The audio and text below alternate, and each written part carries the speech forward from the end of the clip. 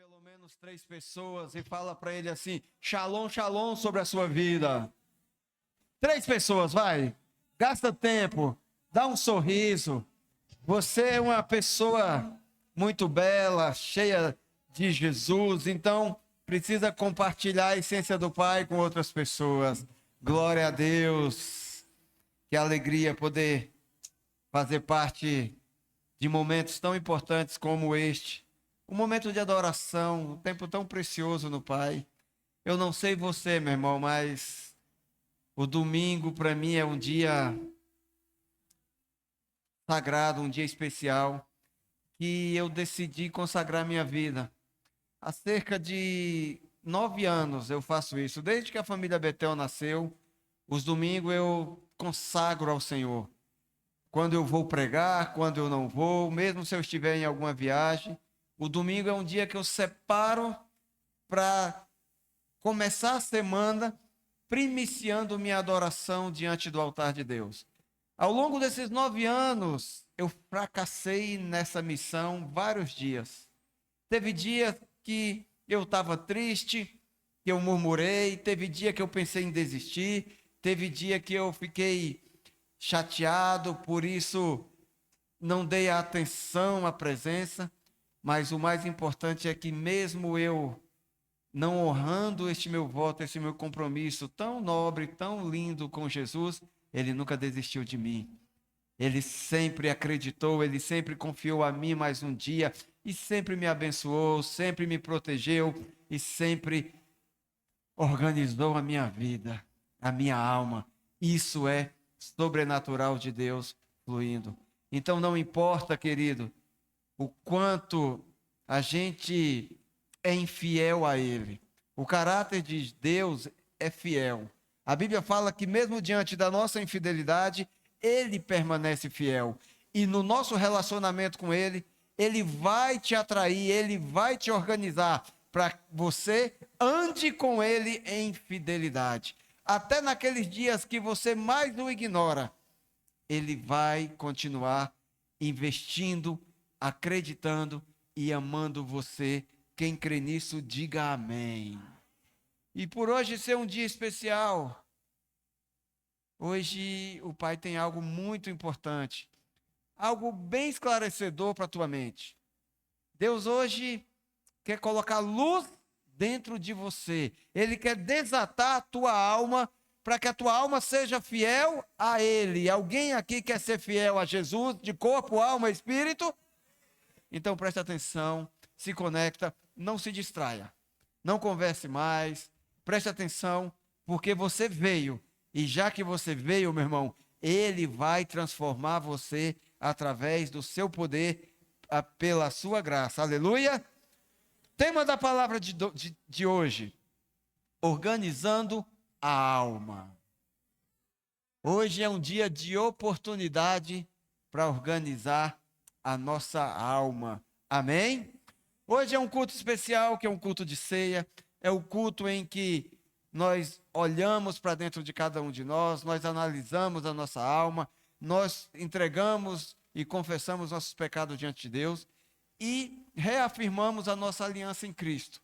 Mas antes de tomarmos a ceia hoje, queridos, é preciso que a gente tenha um entendimento que Deus tem ferramentas para organizar nossas almas.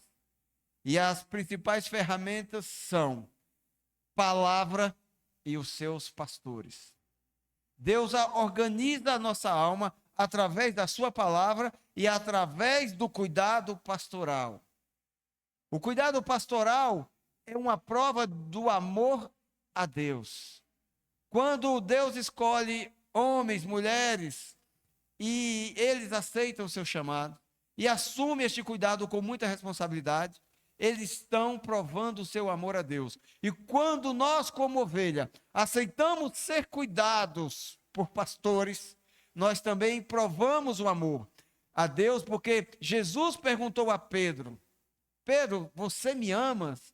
E ele disse: sim, Jesus, eu te amo. Então pastoreia os meus cordeiros, cuida das minhas ovelhas, ministra, ensina, compartilha a palavra, o evangelho que você tem aprendido com a minha igreja. E quando você é ovelha e se submete a esse cuidado, você entra também na prova do amor. Quando você se submete na condição de ovelha e mergulha na graça de Deus, você está provando que ama o Pai.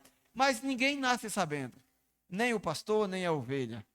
Somente aquele que tem o poder sobre todas as coisas, aquele que sabe de tudo é Deus. Mas Ele nos dá esse benefício de aprender todos os dias na sua palavra e receber este ensino através do pastoreamento. Diga aleluia. Aqui na família Betel, o pastoreio é feito através do discipulado. Tem discípulo aqui? Fala assim comigo: eu não sou criatura, eu sou filho. E como filhos de Deus, querido, nós devemos atentar para algo muito importante. Nós não somos um rebanho que serve para dar lucro para um criador. Nós somos um rebanho de filhos. Nós não somos aquele rebanho que tem utilidade. Nós somos um rebanho que tem destino profético. Então Deus usa essa linguagem de pastor e ovelha, porque a ovelha é muito, mas muito, muito dependente de um pastor. A ovelha não consegue dar pastos, a ovelha não consegue se alimentar, a ovelha não consegue sobreviver sem o cuidado pastoral. Quando uma ovelha ela não é cuidada por um pastor, ela praticamente não sobrevive.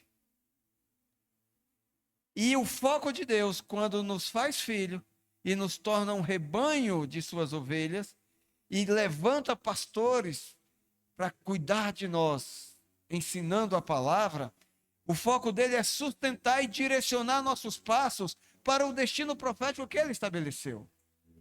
Então o pastoreio não é para te oprimir, não é para te controlar, é para te proteger, é para te impulsionar, é para te sustentar, é para te fazer mais que vencedor em todos os momentos da tua vida.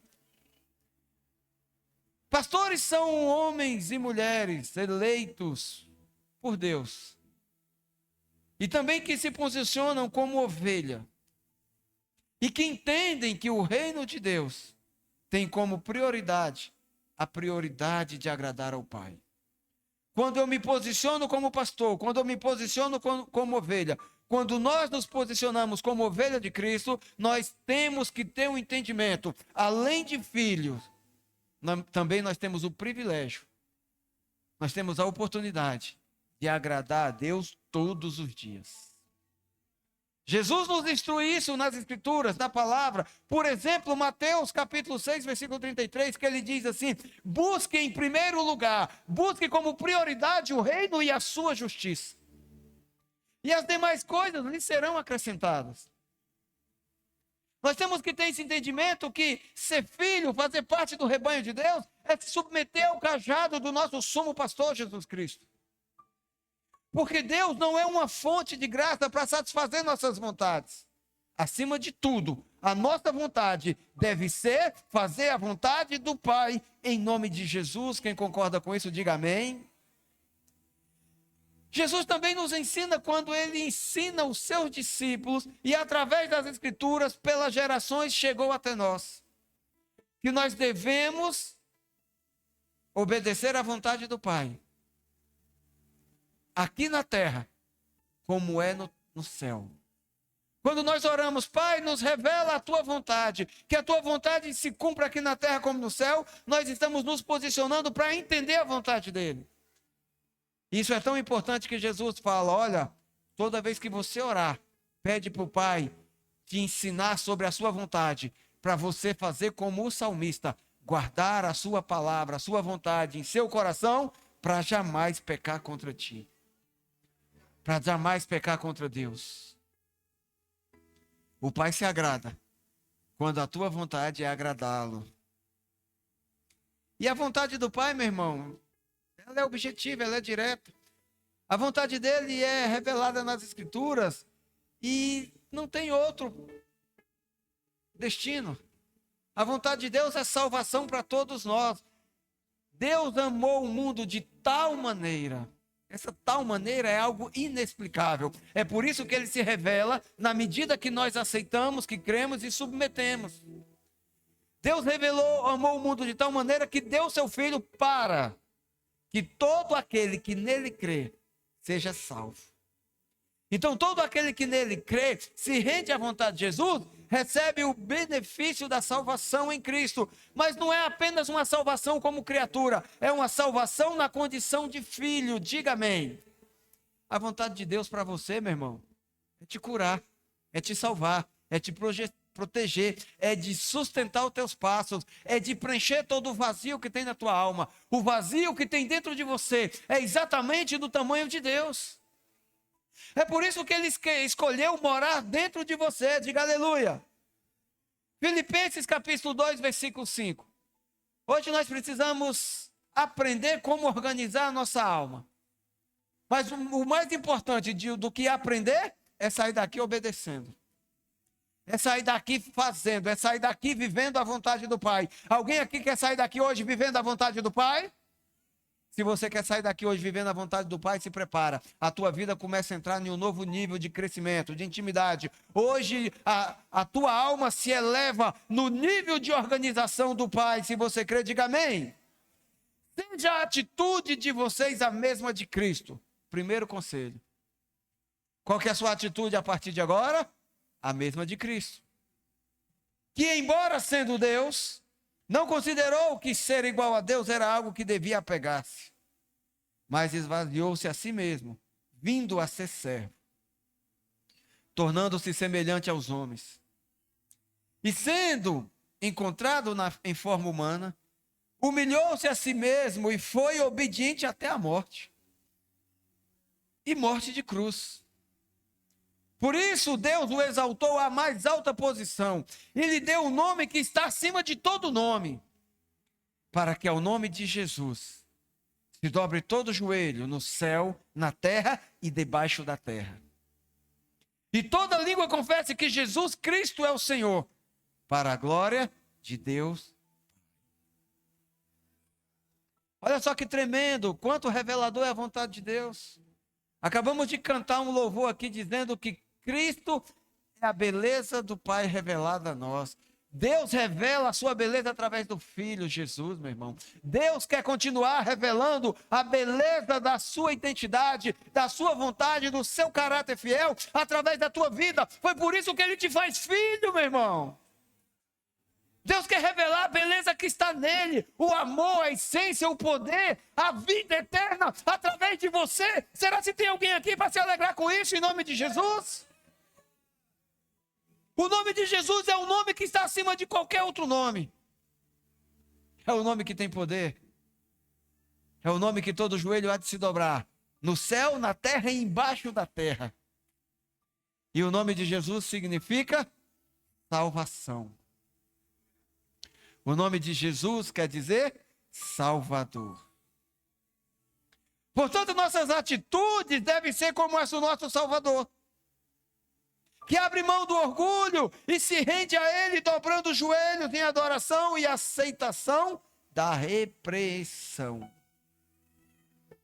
Fala assim comigo, ser filho. Não, todo mundo fala assim, ser filho de Deus exige muita responsabilidade. Fala assim, eu sou filho, eu preciso ser responsável. Olha só o que o livro das sabedorias, o livro de Provérbios fala, no capítulo 10, versículo 17. O caminho para a vida é de quem guarda o ensino. Mas o que abandona a repreensão, anda errado.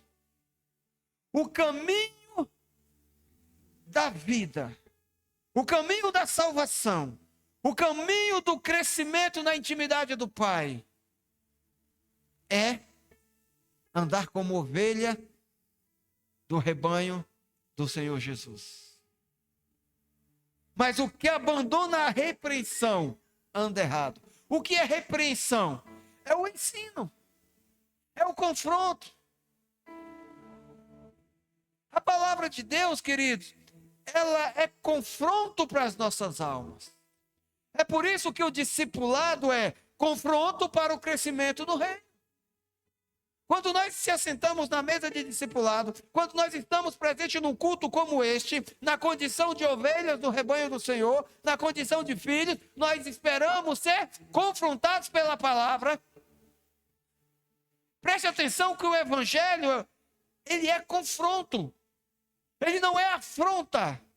Porque se no momento do discipulado, no momento da repreensão, você tem que entender, você não pode levar essa palavra, esse confronto, esse desafio para o pessoal. A pessoa não está falando, o teu pastor não está te dando uma cajadada. O teu líder não está te desafiando, porque ele está te afrontando ou quer diminuir você. Pelo contrário, o evangelho, a palavra de Deus, o caráter de Cristo, o nome de Jesus está sendo usado para nos confrontar, para que a gente seja removido do interior da nossa alma todo orgulho, toda altivez. Porque Jesus, sendo Deus, sendo o filho legítimo de Deus, ele não se apegou a isso. Ele falou: olha, eu sou Deus, eu sou filho de Deus, mas eu quero servir os homens.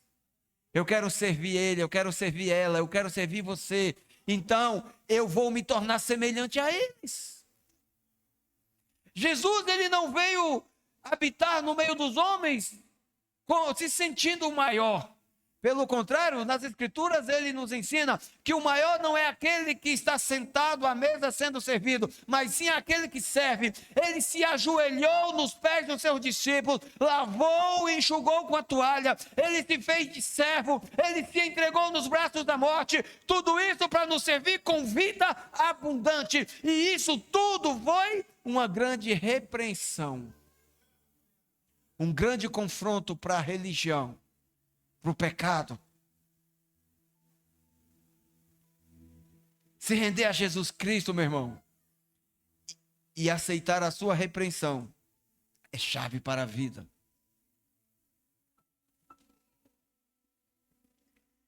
Existe uma resistência em nossas almas que nos deixa totalmente desorganizados.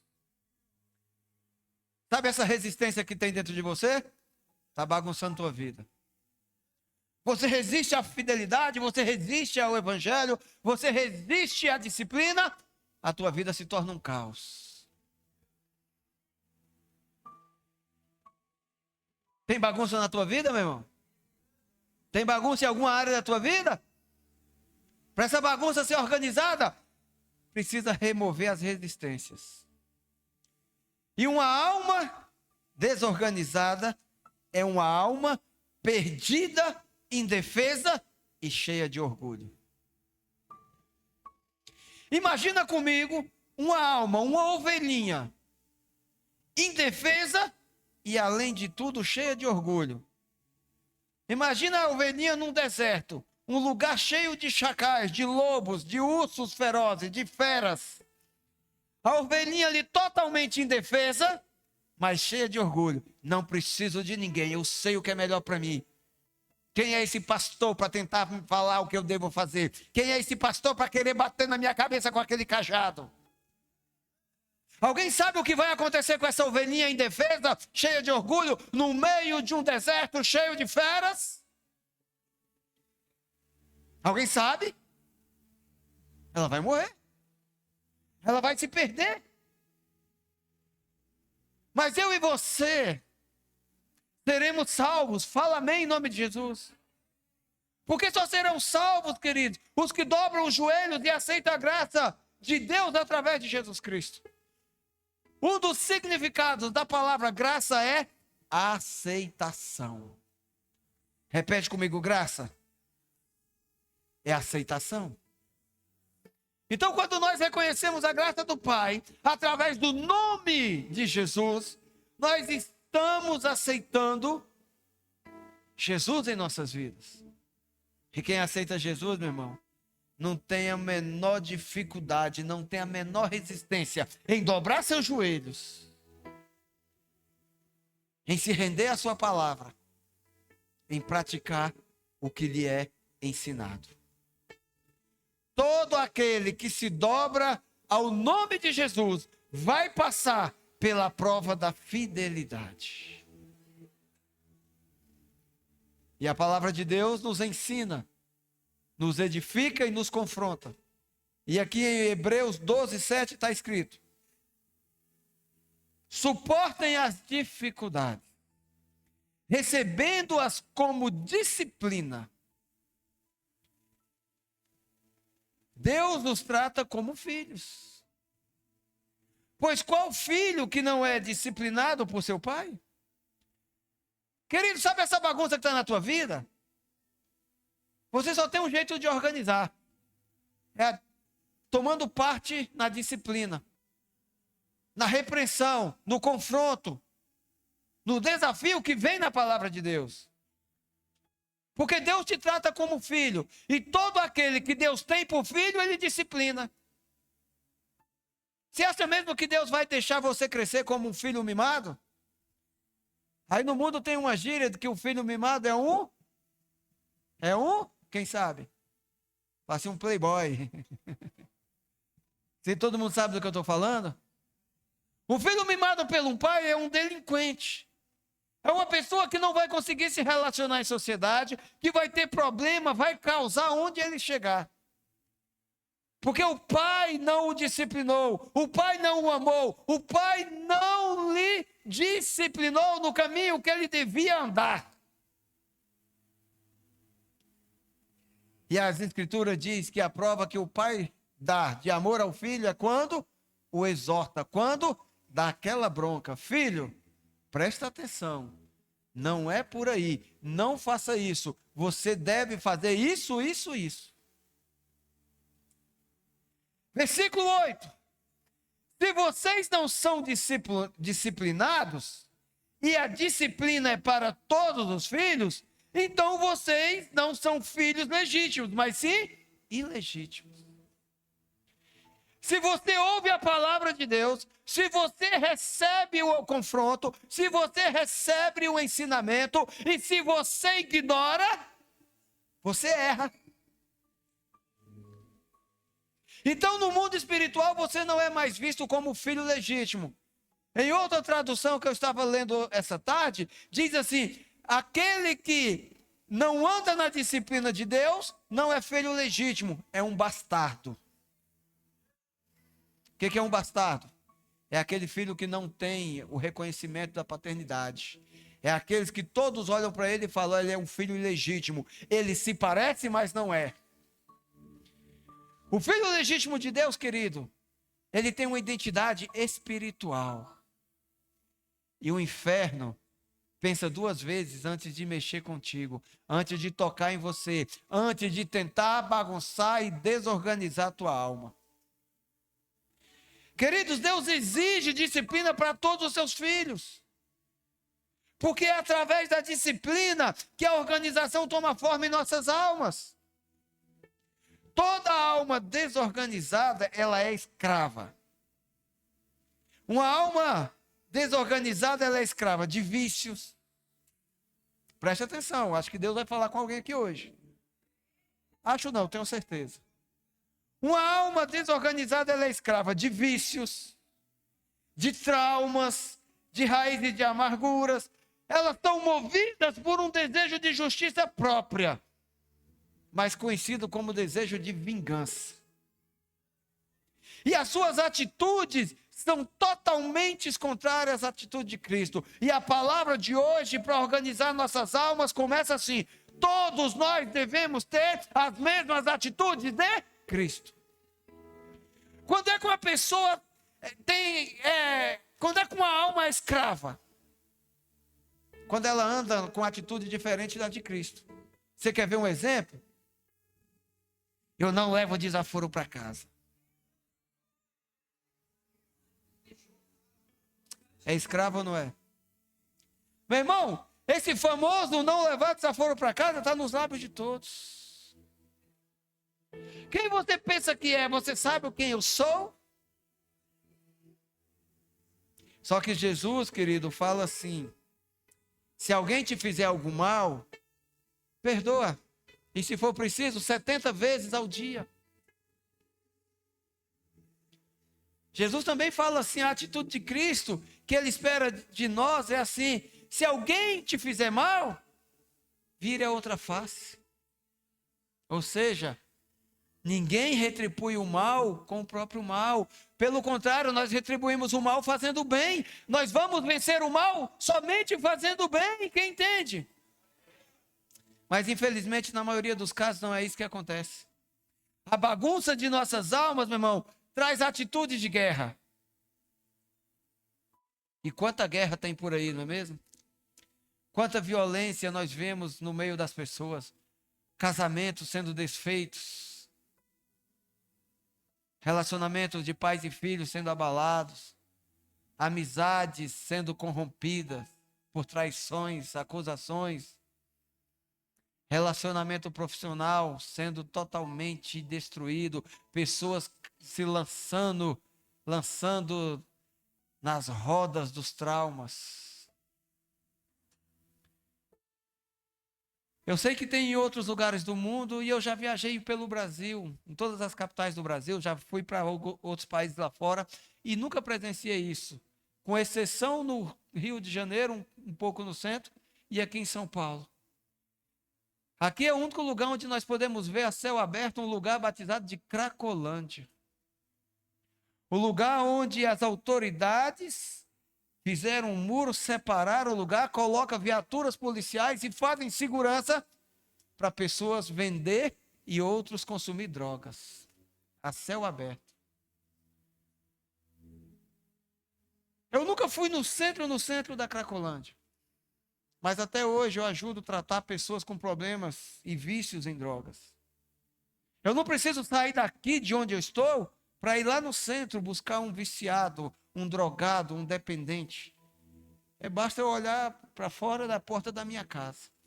Graças a Deus que eu encontro fora da porta da minha casa, eu não encontro dentro da minha casa.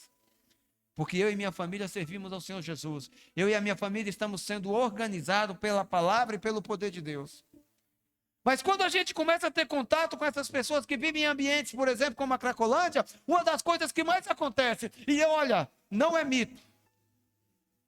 A coisa que mais tem lá no meio da Cracolândia é gente com pai, com mãe, com profissão. Não é conto de fadas, não é invenção, não é ficção científica. Quando a gente vê uma reportagem que fala assim, olha, tem engenheiro, tem advogado, tem médico, tem pessoas de famílias boas, famílias até ricas, vivendo dentro da Cracolândia. Como é que isso acontece, meu irmão?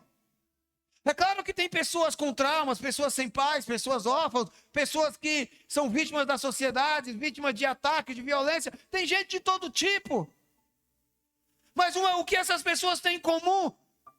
A alma delas são totalmente desorganizadas. E tudo começou.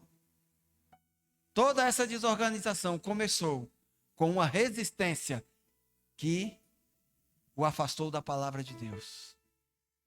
Vocês já ouviram dizer que nas cadeias públicas está cheia de filho de crente? Oi? Tem alguém aqui? Sabe do que eu estou falando? Essa desorganização da alma, meu irmão, ela gera uma bagunça, ela gera um caos, ela gera desordem. Por quê? Porque traz guerra. E guerra vai só aumentando a bagunça. Você já viu um campo onde aconteceu uma guerra? Você já viu um ambiente onde teve uma briga? Você já viu uma família depois de uma briga envolvendo marido, mulher e filhos? A casa é destruída. Toda briga, toda guerra destrói dentro das pessoas, destrói fora das pessoas e destrói todo o cenário que elas estão inseridas. E como é que a gente faz para resolver isso?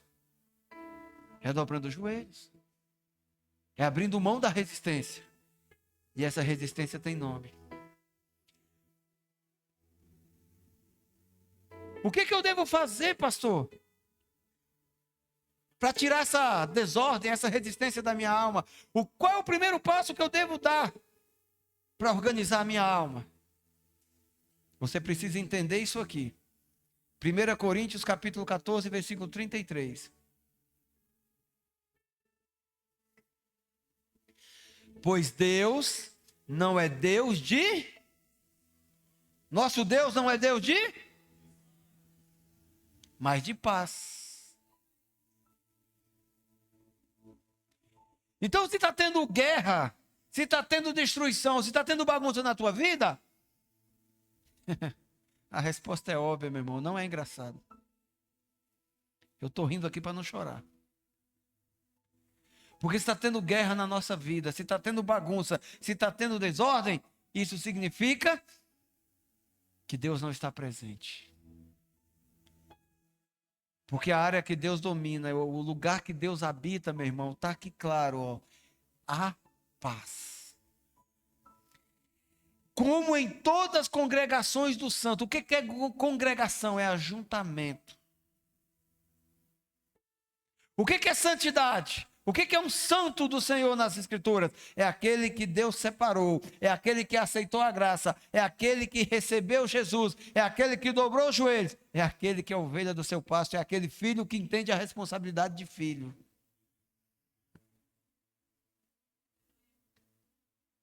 O nosso Deus não é Deus de desordem, de bagunça, Ele é Deus de paz, Ele é Deus de shalom. Shalom é paz. É nada quebrado, nada faltando, nada fora do lugar. Esse é a vontade maior de Deus para a tua vida. Então, meu irmão, sabendo disso, nós temos que entender que não fazemos guerras com pessoas. Nós nos posicionamos na vontade do Pai para gerar paz que excede todo o entendimento humano. E essa paz é a paz que vem do Espírito Santo. Só existe um caminho para o Pai. Fala assim comigo: eu não sou criatura, eu sou filho. Tem filho de Deus aqui? Filho de Deus, ele tem que ter responsabilidade. Ele tem que ter entendimento. E qual é o entendimento com responsabilidade? Que a minha vida é viver a vontade do Pai. A minha vida, as minhas ações, que devem ser semelhantes às de Cristo, devem ser para agradar o Pai. Então a tua primeira vontade a partir de hoje para organizar a tua alma é permanecer no caminho que vai agradar o Pai. Permanecer no caminho que vai te levar para o Pai. E segundo Jesus, na Bíblia, em João capítulo 14, versículo 6, olha só o que ele diz aqui. Só existe um caminho. Fala assim, só existe um caminho. Olha o que Jesus diz. Eu sou o caminho, a verdade e a vida. Ninguém vem ao Pai a não ser por mim. Presta atenção. Não existe outro caminho. Tem pessoa que diz, qualquer religião leva para Deus. Mentira do diabo. Não existe método humano, não existe alguma experiência científica, não existe, meu irmão, nenhuma fórmula ou método debaixo do céu, acima da terra, que leve ao Pai. A única porta de entrada no Pai é Jesus Cristo. E Jesus deixa claro assim, eu sou o caminho, a verdade e a vida. Ninguém vem ao Pai. Jesus não está falando assim, ninguém vai para o Pai. Jesus fala, ninguém vem. Sabe por quê? Porque Ele é um com o Pai. Ele se despojou da sua glória de Deus, Ele se fez servo, Ele se entregou nos braços da morte, Ele ressuscitou ao terceiro dia e Ele voltou para o Pai. Ele fez tudo isso para que eu e você pudéssemos também nos tornar um com o Pai através dEle. Jesus se fez a porta da vida e da verdade para que nenhum filho se perca, mas que todo aquele que nele crê encontre o Pai. E ele não fala, o caminho para o Pai é lá. Ele fala, o caminho do Pai é aqui, onde eu estou. Jesus não nos dá uma fórmula, olha, vai lá que eu já fui, é legal. Ele fala, não, venha, porque eu sou, eu estou, eu permaneço, eu sou um com o Pai. Quem entende, diga amém. É somente através do nosso Salvador, Jesus Cristo, que nós vamos entrar no Pai e viver o seu destino profético. Vamos viver Jesus. Atos 4:12. Qual é a arma que nós temos? O que a intimidade nos proporciona?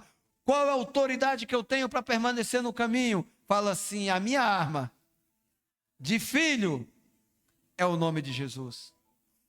Não há salvação em nenhum outro, pois debaixo do céu não há nenhum outro nome dado aos homens pelo qual devamos ser salvos. É tudo no nome de Jesus, meu irmão. A salvação, a bênção, o perdão, a restituição, a restauração, a renúncia, tudo deve ser feito em nome de Jesus. A cura da tua alma e principalmente a organização. Para a gente organizar nossas almas, nós devemos nos render e permanecer na vontade do Pai o tempo todo. Diante do pecado, nós usamos o nome de Jesus para apresentar o nosso arrependimento. Você está com dúvida? Você está... Vou, não vou? Sou, não sou? Mergulha na leitura e meditação da Bíblia. Porque a vida vai te apresentar Jesus. E Jesus é a verdade. Quer acabar com toda dúvida? Conheça a verdade para ser liberto. Você está com vazio no interior? Então comece a gastar tempo orando ao Pai, junto com o Espírito Santo. Quer ficar forte, meu irmão? Quer parar de ter dúvida? Quer parar de viver reclamando? Quer parar de viver murmurando? Quer resolver essa bagunça na tua alma? Começa a orar todo dia, irmão. Começa a gastar tempo do teu dia com oração, falar com o Pai. Ah, mas eu não sei como ora. Leia a Bíblia. Ore a Bíblia. Cite a Bíblia para Deus. Isso agrada ao Pai. Isso fortalece a tua alma.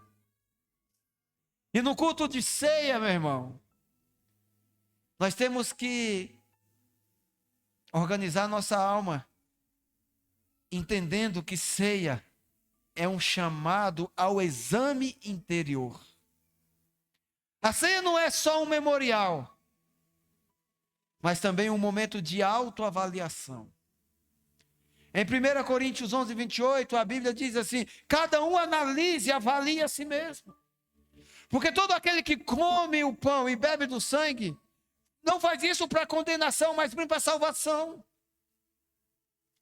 Antes de comer do pão e do cálice, queridos, é necessário que a nossa alma seja organizada e esteja aberta à verdade e à correção. A repreensão é uma ferramenta divina de restauração e nunca de condenação. Quando Deus usa o teu pastor, quando Deus usa o teu líder, quando Deus usa as escrituras para repreender, para corrigir a tua alma, Ele faz isso para te salvar, para te curar, nunca para te condenar. Quando a gente toma ceia do Senhor, nós não podemos fazer isso com mágoas escondidas. Orgulho ferido e muito menos rebelião sigilosa, rebelião escondida, oculta na alma. O que é rebelião silenciosa, pastor? É a tua resistência à palavra de Deus. Você veio para o culto? Deus está falando? Você está ouvindo? Deus não veio aqui, não te trouxe aqui hoje, não permitiu. Deus não te deu saúde, recursos. Deus não te deu até o problema que te trouxe aqui hoje, porque tem gente que vem para o culto para adorar. Tem outros que vêm adorando, mas tem outros que vêm em busca de resposta. Em busca de solução de problema. Desde o que vem adorando, o que vem adorar, até o que vem buscar solução, tudo isso, querido, é resposta de Deus para a tua vida. Até o problema que você tem hoje, que te trouxe para o culto, é provisão de Deus. Quando é que eu sei que o problema é com a permissão de Deus? Quando Ele te traz para o culto. Quando Ele te leva para as escrituras, quando Ele te leva para a oração. Quando Ele abre a tua mente para a organização, quando você aceita a repreensão E em Provérbios 10, 17, que acabamos de ler, diz que todo aquele que recusa a repreensão, ou seja, a disciplina, o conhecimento, o ensino, o pastoreamento, ele anda errado. Uma alma bagunçada, meu irmão, ela não anda certo. Então a repreensão, o discipulado, a exortação, o desafio que o teu pastor te dá, ele tem valor.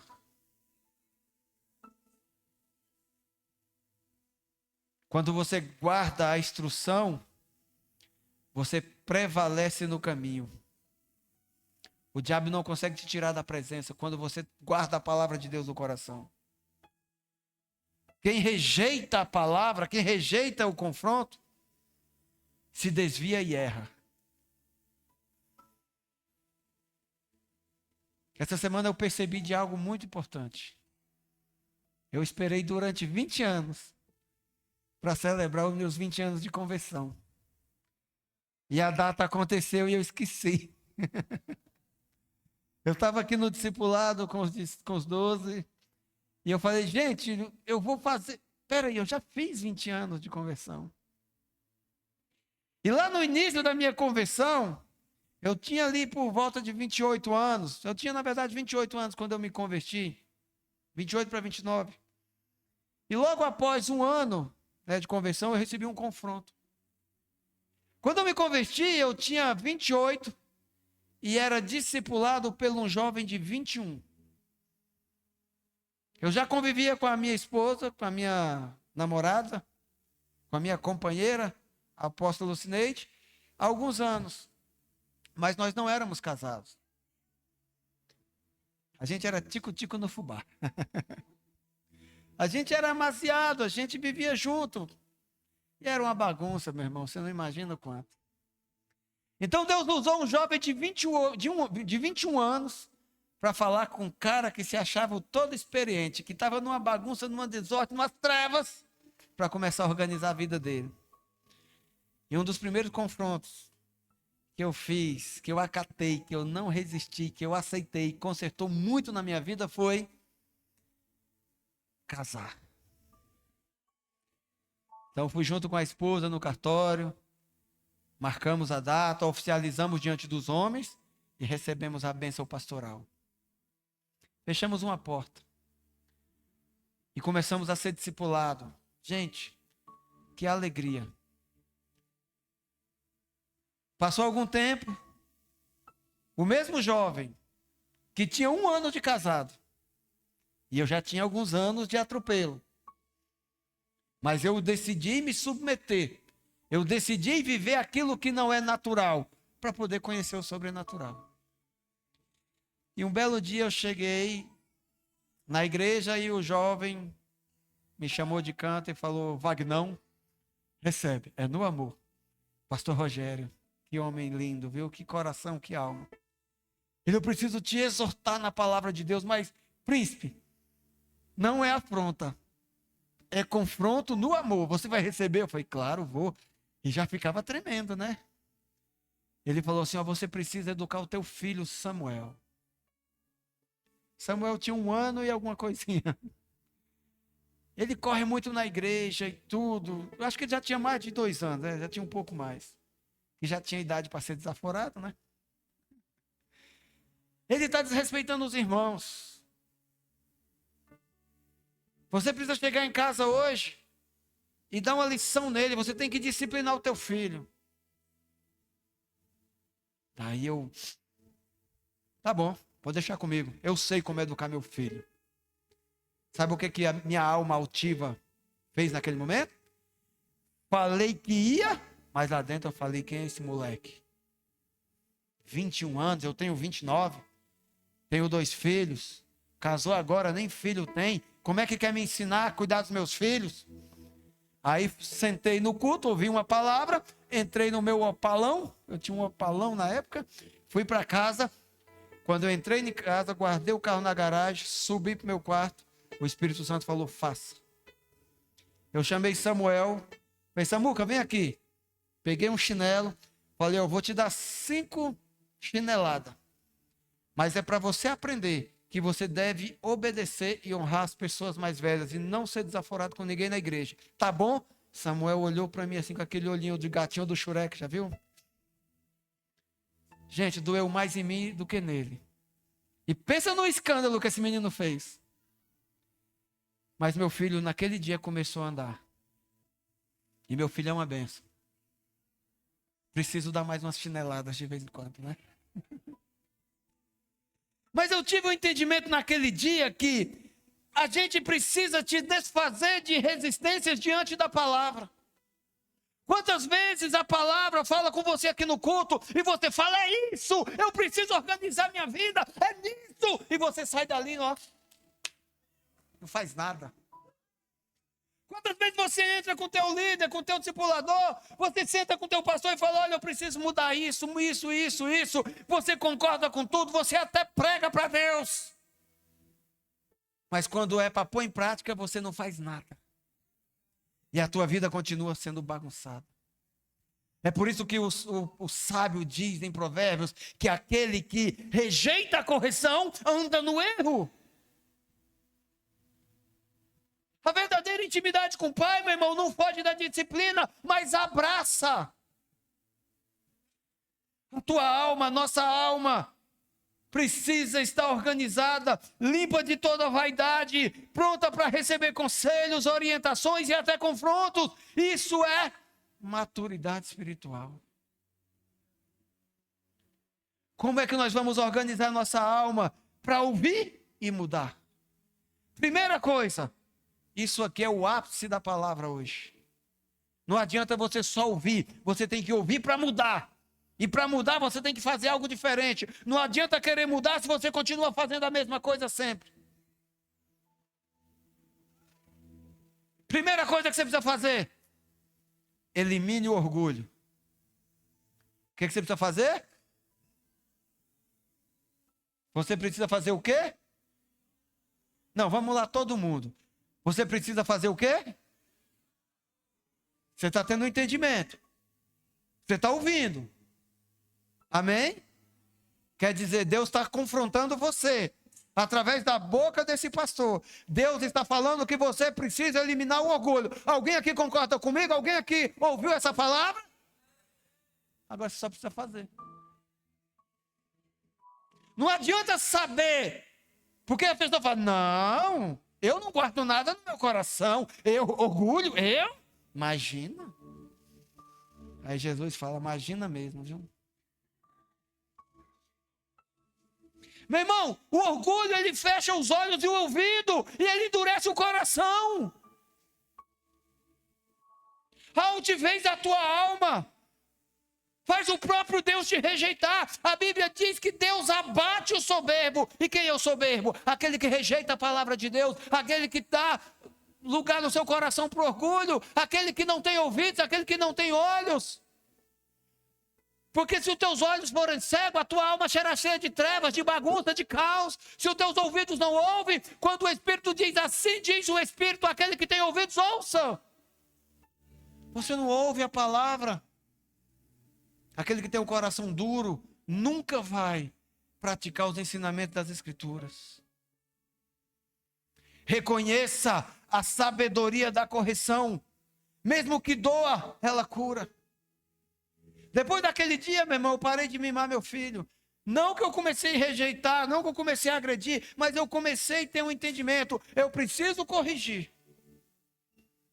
Conversa com eles aí, conversa com a Sara, conversa com o Samuel, conversa com os meus discípulos, para ver se a vida deles não já foi marcada em algum momento por uma correção que eu fiz na vida deles. Quem rejeita a correção, meu irmão, anda no orgulho e prefere a bagunça do que a paz, o shalom de Deus. E além do orgulho, tem mais. Sabia? Você quer mais ou quer paz? Perdoe e peça perdão. Ai, pastor, mas todo culto fala isso. Sim. O que adianta você saber e não fazer? É a mesma questão do orgulho. Você entendeu, você ouviu, mas vai fazer? Você vai abrir mão do orgulho? Você vai começar a ouvir e praticar a correção?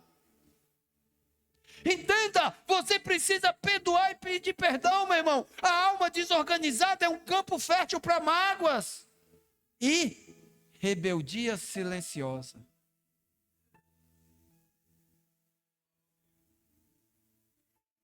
Antes de tomarmos a ceia hoje, nós precisamos analisar o nosso interior. Onde é que o orgulho está dominando? Qual foi o último conselho que você ouviu do teu líder? Por exemplo, fica perto. Discipulado é lugar de honra. Vai na maioria das igrejas no Brasil e pergunta quantas tem uma mesa de discipulado organizada. Sabe qual é a diferença entre o crente da religião? O crente que vive a teologia da prosperidade é o crente que tem a sua lã arrancada pelo pastor Lobão. E do crente que tem responsabilidade de filho? O discipulado.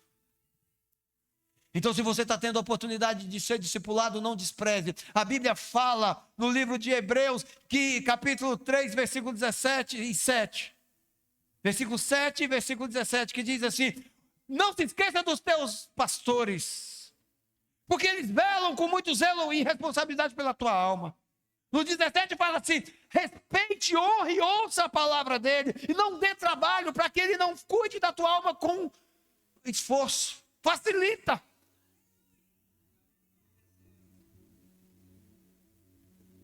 Eu converso com crente de toda denominação, gente, praticamente todos os dias. E a diferença entre aquele que vive religião e aquele que vive o reino é o discipulado. O que é discipulado? Confronto para crescimento. O que é confronto? É organização para crescer. Um ambiente organizado, ele cresce de maneira saudável. Nós sabemos que nós devemos cuidar da nossa saúde, cuidar da alimentação. Porque se a gente não fizer isso, a nossa alma vai morrer. O nosso corpo vai padecer antes do tempo. Ou vai ser cheio de doença. Nós devemos cuidar da nossa mente, das nossas emoções, porque senão, no mundo de hoje, vai viver depressão e ansiedade e, consequentemente, morte prematura. Tudo isso é desorganização. Nós sabemos que devemos organizar nossa vida financeira. Que nós devemos organizar nosso relacionamento de casamento, de filho, de pai, de irmão, de cidadão. Onde é que a gente organiza tudo isso? Na palavra de Deus. Onde é que você recebe a ajuda de Deus para organizar a tua alma? Dentro da igreja que é séria e que vive a palavra. No discipulado. Ser discípulo não é um favor que você faz para o teu líder. É a graça que você aceita. A palavra graça também é definida como favor imerecido. Então, se você quer aprender a respeito de discipulado, entenda. Discipulado é algo que eu não mereço, mas Deus está me dando. Eu não estou falando aqui, querido, para te obrigar. Eu estou falando aqui para trazer luz no teu entendimento, para que você organize a tua alma. Existe uma promessa na Bíblia que diz assim, e essa todo mundo ama. Por causa do amor de Cristo, nós somos mais que vencedores em todas as... Por causa do amor, por causa do favor, por causa da graça, por causa da repreensão, nós podemos nos tornar mais que vencedores em todas as coisas. Não é só em uma área, não é só naquilo que eu gosto, é em tudo. Mas o preço de ser mais que vencedor começa com a humildade, de romper o orgulho, de romper com o perdão, de romper com a obediência e de dobrar os joelhos diante de Jesus. E Jesus, sendo Deus, não teve o entendimento de que, sendo Deus, não era algo que ele devia se apegar. Mas ele esvaziou-se de si mesmo e se fez servo, tornando semelhante aos homens. Se Jesus, que é o ser mais poderoso, que tem o nome que está acima de todo nome, que tem o nome que é a única porta de vida, verdade e salvação, não se apegou não quis ser altivo, mas se tornou servo e abriu mão de toda a essência de orgulho, quem somos nós para resistir aos ensinamentos dele? Eu gostaria que você fechasse os teus olhos, toda a igreja. Inclusive o ministério de louvor, pode ficar aí por enquanto. Feche teus olhos, não converse, preste atenção. Pai, em nome do Senhor Jesus, nós submetemos as nossas mentes, os nossos ouvidos, o nosso intelecto à tua palavra. E a tua palavra tem poder de cura, tem propósito ao ser enviada, ao ser revelada. Nós nos submetemos a ti e clamamos ao nome de Jesus para que haja salvação neste lugar. Para que hoje haja cura, para que hoje haja quebra de orgulho, para que hoje haja perdão e pedido de perdão. Para que haja renúncia, Senhor. Espírito Santo, revele as áreas que precisam de alinhamento e corrija as atitudes no interior de cada filho da tua igreja. Espírito Santo, seja o governador das nossas almas neste ambiente, em nome do Senhor Jesus. Aí onde você está, inclusive os ministérios da igreja, eu gostaria de te convidar para diante do nome do Senhor Jesus, o nome que tem poder, o nome que tem autoridade, o nome que tem o governo de nossas almas, dobrasse o teu joelho agora. Se caso você tenha alguma enfermidade, alguma situação que te impede de dobrar o joelho, ou não queira dobrar o teu joelho, não precisa. Mas se caso você quer se render, se submeter, se prostre de joelho. E antes de tomarmos a ceia, nós vamos orar e nos render ao senhorio de Jesus Cristo. Nós não somos ovelhas indefesas, ovelhas orgulhosas. Nós somos ovelhas arrependidas de nossos pecados. Ovelhas que têm entendimento da responsabilidade de filho, de que compartilhar o amor de Cristo com o outro não é obrigação, é um privilégio. Porque só podemos dar o que temos. Pai, em nome do Senhor Jesus, a tua palavra tem uma promessa que diz que o Senhor está com os olhos e ouvidos atentos para toda a oração que flui deste lugar. Com fé e convicção dessa promessa, eu quero orar agora junto com a tua igreja, para que o Senhor organize as nossas almas e nos capacite através do teu pastoreio, para que possamos sair daqui hoje e ser a tua igreja lá fora. Ser a tua igreja na nossa família, na nossa casa, no nosso trabalho, para ser a tua igreja diante das adversidades, em que nós possamos resisti-las através do poder e da autoridade do teu santo nome. Eu clamo agora, em nome do Senhor Jesus. Comece a orar, comece a se arrepender. Você não está ajoelhado porque o teu pastor pediu, você está ajoelhado ao nome de Jesus. Você está dobrando o teu joelho, se rendendo a Ele, porque você quer romper com todo orgulho e você quer a tua alma organizada. Faça isso em nome do Senhor Jesus. Faça isso. Pai, em nome do Senhor Jesus, eu apresento diante de ti a Igreja Apostólica Família Betel, do altar a todos os ministérios, o altar da sede, o altar Vila Verde, o altar de Paraná. Todos os filhos e filhas, todas as ovelhas deste pastoreio, Senhor. Como um dos pastores deste rebanho, eu me coloco também na condição de ovelha diante de ti. Eu sou pastoreado, eu tenho pastor, eu ouço a tua voz. Eu quero te pedir perdão por todas as vezes que eu resisti à tua palavra, que eu resisti à tua repreensão, que eu não andei na disciplina que o Senhor disse para mim andar. O mal que eu não devo fazer, esse eu faço. Mas o bem que eu devo fazer, esse eu não faço. Mas não é pela natureza da minha alma, mas é pelo pecado que ainda habita em mim. Então eu te peço em nome do Senhor Jesus. Tem misericórdia de minha alma. Tem misericórdia da alma dos teus filhos que estão aqui. Que o espírito de morte prematura, que o espírito de vício, de traumas, que as raízes de amargura, que trazem perturbações e guerras em todos nós, sejam removidos agora. E que haja organização, que haja luz, que a tua paz se estabeleça dentro de cada um de nós, na vida financeira, nos relacionamentos, no ministério, nas células, nas descendências de discipulado, no trabalho, nos problemas, nas dificuldades. Nós queremos ter as mesmas atitudes que o Senhor Jesus tem, que são reveladas na tua escritura. Que toda resistência que temos em ler a tua palavra caia por terra agora em nome do Senhor Jesus. Que toda resistência que tem em entender a tua palavra, de conhecer a tua verdade, seja removida das nossas mentes, da nossa alma, do nosso espírito agora, em nome do Senhor Jesus. Que toda resistência, que todo orgulho que nos impede de obedecer a tua palavra, de andar na tua bênção, que todo câncer, que toda enfermidade, que todo tumor nas nossas almas sejam removidos e sejam expurgados agora do corpo de Cristo representado pela tua igreja, das nossas almas, da unidade do nosso ajuntamento, da congregação que está nesse lugar. Cumpre a tua promessa, pois sabemos que o Senhor não é um Deus de desordem.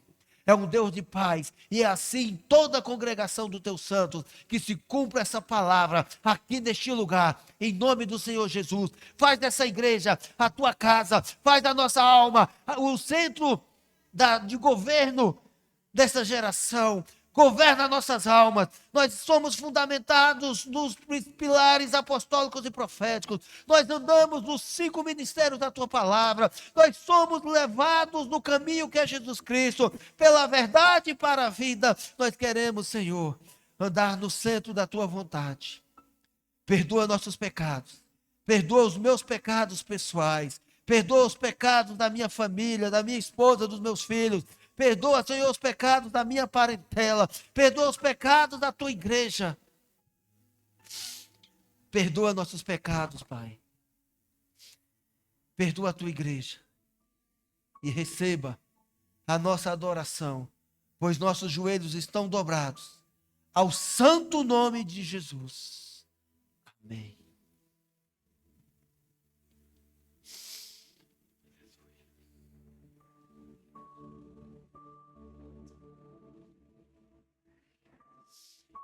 Você que já terminou a tua rendição diante de Jesus, você que já dobrou os teus joelhos, vai tomando o teu assento novamente. Eu vou pedir aos ministros que vão organizar a ceia, que comecem a servir. Os irmãos que vão servir a ceia. Eu vou chamar os tangedores ao altar. Os ministros do louvor estão aptos a retornar ao altar. Eu vou chamar os outros ministérios para se posicionarem. Porque na casa de Deus, no reino de Deus, na nossa alma, tudo é com ordem e decência. Você que está rendido ao senhorio de Jesus, você que é batizado nas águas, você que estava distante dos caminhos do Senhor, e hoje quer retornar aos caminhos de Deus, tome a ceia. Você que tem pecados, você que tem rebeliões, porque rebeliões são obras do inferno na tua alma. Você que tem rebeliões silenciosas aí na tua alma. Decida denunciar essa rebelião. Lança fora e se arrependa. Você que tem traumas, você que tem vícios, decida sair daqui hoje livre. Quando você tomar a ceia, e você tomar a direção de volta para casa, você vai sair daqui uma nova pessoa, uma nova criatura que não é mais criatura, mas sim uma ovelha que é filha, uma ovelha que tem pastor, que aceita a repreensão e que leva a sério o valor da repreensão, que a palavra ministrada no culto não é apenas algo maçante ou algo religioso, mas é fonte de água viva para restaurar, para curar a alma e organizar todas as áreas. Por elevar, suniere de que